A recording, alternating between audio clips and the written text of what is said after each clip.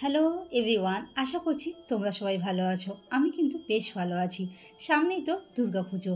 তো দুর্গাপুজোতে সবার বাড়িতে মোটামুটি কম বেশি ভালো মন্দ রান্না হয়ে থাকে। আর ষষ্ঠী আর অষ্টমীর দিনকে সবার বাড়িতে কিন্তু লুচি আর ছোলার ডালটা কিন্তু কম্পালসারি। কিন্তু একবার এইভাবে আলু পরোটা আর যদি ছোলার ডাল হয়ে থাকে তাহলে কিন্তু মন্দ হয় না। তো চলো রেসিপিটা দেখার আগে চটপট তোমাদের সঙ্গে শেয়ার করছি। এর জন্য 1 কাপের মতন ছোলার ডাল নিয়ে নেবো।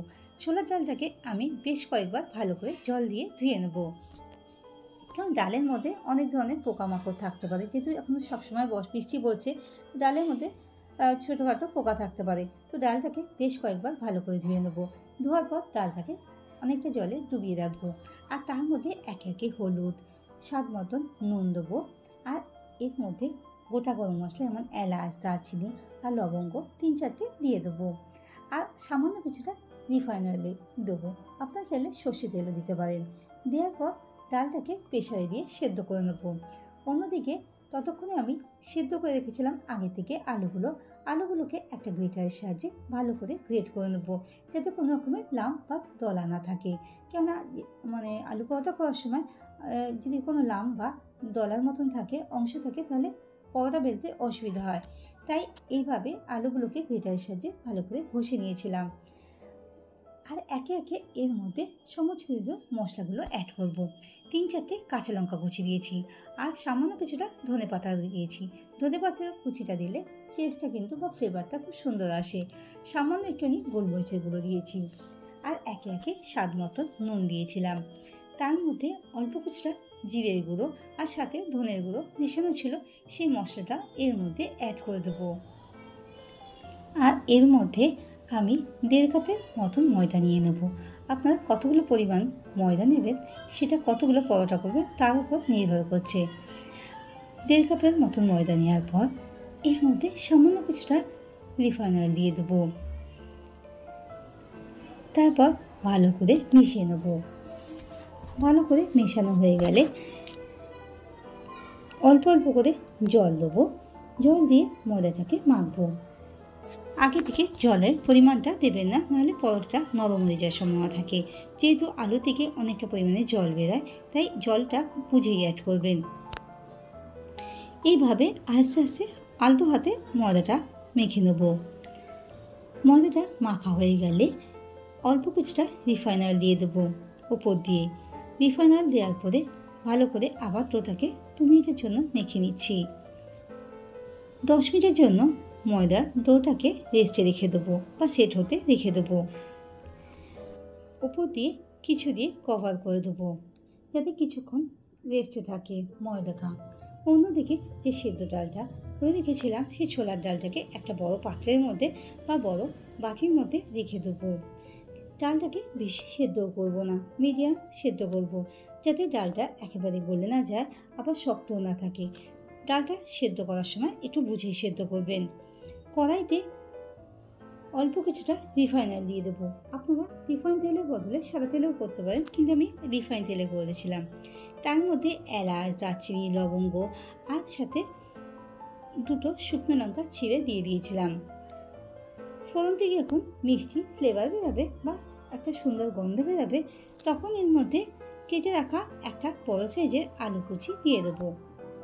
আলুগুলোকে আমি ছোট করে কেটে নিয়েছিলাম। ঢাকা দিয়ে আলুগুলোকে ভেজে নেবো হালকা। আর এর মধ্যে একটা টমেটো কুচি আর 3-4টে কাঁচা লঙ্কা কুচি দিয়েছি। হালকা নাড়াচাড়া করে নেবো। আর তার মধ্যে সামান্য একটুখানি নুন দেবো আলু আর টমেটোটা সেদ্ধ হওয়ার জন্য। অল্প কিছুটা এর মধ্যে কারি পাতা অ্যাড করে দেবো। কারি পাতা দিলে ছোলার ডালে ফ্লেভারটা কিন্তু সুন্দর আসে, তাই জন্য। দেওয়ার পর হালকা নাড়াচাড়া করে নিয়েছিলাম। স্বাদ মতন নুন অ্যাড করেছিলাম আর অল্প কিছুটা হলুদ অ্যাড করে দেবো। এরপর সবগুলোকে মশলার সাথে ভালো করে নাড়াচাড়া করে নিয়ে ঢাকা দিয়ে 5 মিনিটের জন্য টমেটোটা সেদ্ধ হতে দেবো। আর এর মধ্যে ধনে আর জিরে গুঁড়ো একসাথে মেশানো ছিল, সেই মশলাটা দিয়ে দেবো।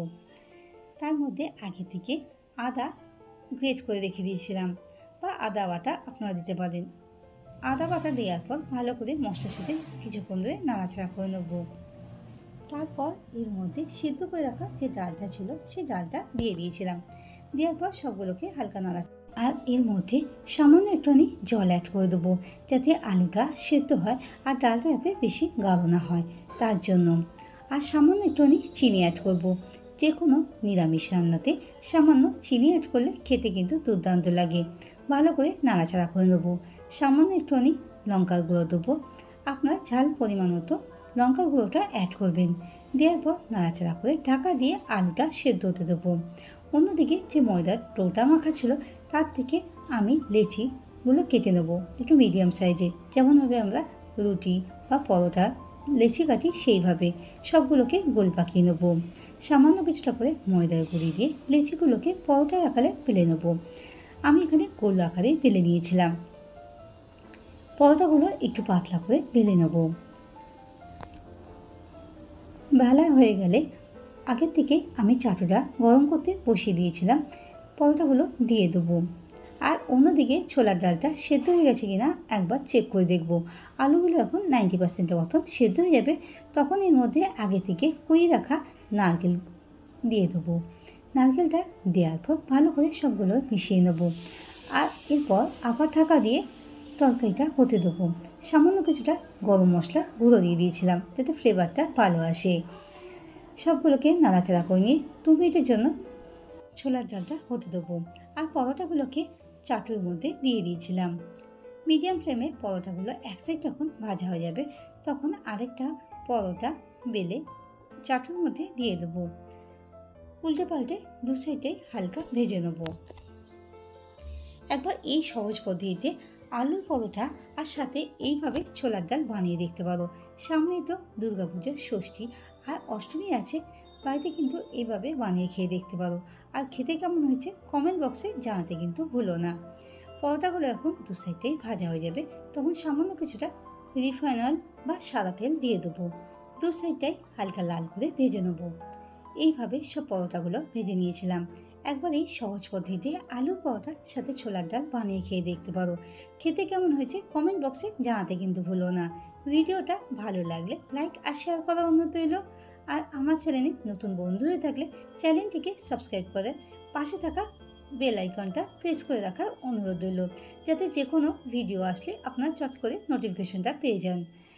অন্যদিকে ছোলার ডালটা হয়ে গেলে একটা বাটির মধ্যে তুলে নেব। সার্ভ করব গরম গরম। ধন্যবাদ নতুন আর পুরনো বন্ধুদের পাশে থাকার জন্য। খুব তাড়াতাড়ি দেখা হবে নতুন একটা রেসিপি নিয়ে।